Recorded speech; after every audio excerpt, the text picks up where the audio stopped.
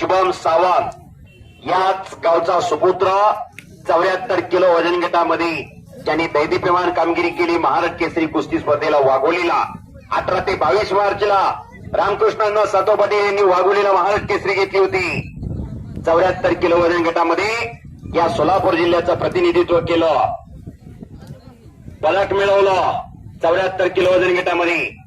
आणि दीपक नलवडे बामणीचा पैलवान आहे, हिंद केसरी पैलवान सुनील सावंत यांचा पट्टा दोन्ही पायाला निकॅप लावलेला। अशी कुस्ती चालू झालेली। पोपट सावंत यांच्याकडून शुभमसाठी 500 रुपयाचं बक्षीस दिलेलं आहे। काकीत हात घातलेला आहे, न थांबता कुस्ती होणार असा होरा आहे।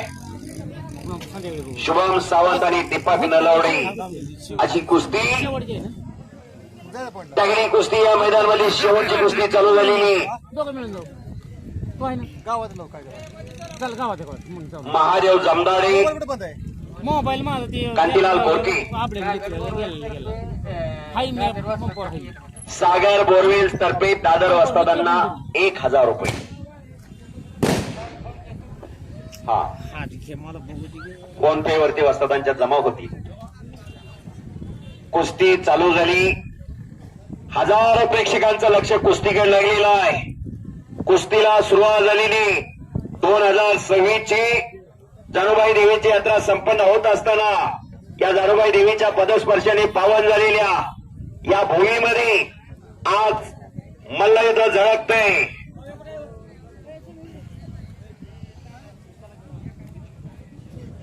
हरिदास तळेकर तात्या मच्छी यांच्याकडून शुभम सावंत पैलवानसाठी 1000 रुपयाचं बक्षीस।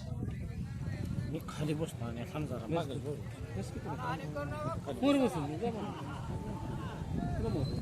दत्त कृपा हार्वेस्टरचे मालक माऊली कोरकी यांच्याकडून शुभम सावंतसाठी 1000 रुपयाचं बक्षीस।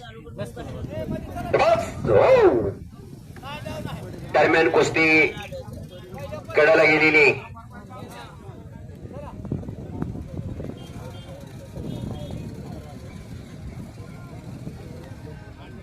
यादव सर गोटे यांच्याकडून शुभमसाठी 500 रुपयाचं बक्षीस दिलेलं आहे। कुस्ती चालू आहे, लक्ष्यावर लक्ष लागलेलं आहे। शेवटची कुस्ती चालू आहे या मैदानामधली। पैलवान कुस्ती करा हो। आणि शिंगवाले आता सावधच बसा। तानाजी मिस्किन यांच्याकडून शुभमसाठी 100 रुपयाचं बक्षीस।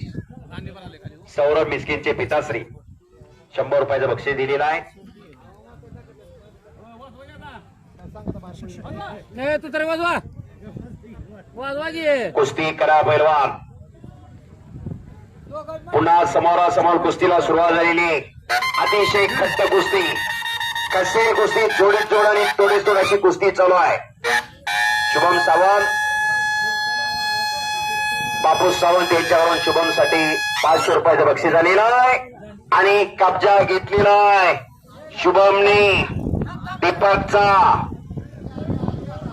काका पवार, गोविंद पवार यांच्याकडे सराव करणारा आंतरराष्ट्रीय क्रीडा संकुलाला या गावचा सुपुत्र शुभम सावंत आणि दीपक नलवडे हा पामणीला सराव करतो। सांगोल्याजवळ पामणी नावाचं गाव आहे।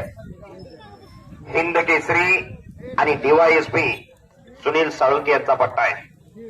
अशी कुस्ती चालू आहे। कुस्तीत गुरु महत्वाचा असतो।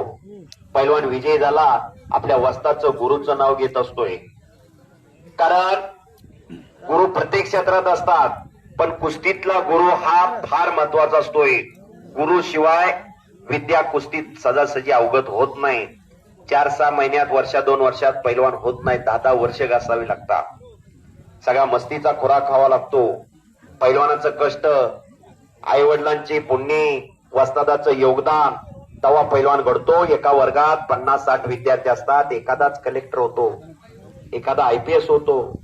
तसं एका तालमीत 150-200 पैलवान असतात, त्यापैकी एखादाच महाराष्ट्र केसरी होतो. महाराष्ट्रात मानाची मानली जाणारी स्पर्धा महाराष्ट्र केसरी तालमीत गेल्यानंतर प्रत्येक पैलवानचं स्वप्न असतं मी महाराष्ट्र केसरी व्हावा. कारण महाराष्ट्र केसरीला महाराष्ट्रामध्ये फार मोठा क्रेज आहे, फार मोठी किंमत आहे. महाराष्ट्राच्या कुस्तीला मर्यादा आली होती, कुस्ती परंपरा लोपावत चालली होती. कुस्ती महर्षी बाबासाहेब महाराज, यशवंतराव चव्हाण, भाऊसाहेब हिरे, जी.डी. बापू लाड, वसंतदादा पाटील अशी मंडळी एकत्र आली आणि महाराष्ट्राची कुस्तीगीर परिषदेची स्थापना 1953 ला केली.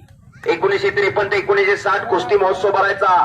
1961 पासून गदा देण्याची प्रथा चालू केली. 1961 ते 2026 या महाराष्ट्राचे 51 पैलवान महाराष्ट्र केसरी झालेले आहेत. त्यापैकी 7 डबल महाराष्ट्र केसरी आहेत, 2 ट्रिपल महाराष्ट्र केसरी आहेत. असा दैदिप्यमान इतिहास या महाराष्ट्राच्या कुस्तीत आणि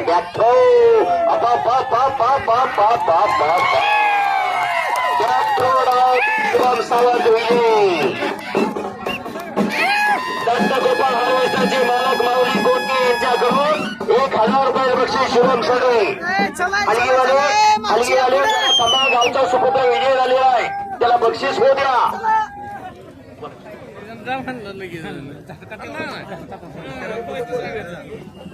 माऊली मंडप भोसे यांच्याकडून 200 रुपयाचं बक्षीस. अतिशय शांततेच्या वातावरणामध्ये हे मैदान पार पडल्याबद्दल तमाम कुस्ती शौकीन सर्व पैलवान मित्र वासांमध्ये सर्वांचं मी कुस्तीवर युवराजचे मनपूर्वक आभार मानतो आणि जाणले सेवा पंढरीच्या पांढरेगाचे ज्यांनी अर्पण करतो जय हिंद, जय महाराष्ट्र.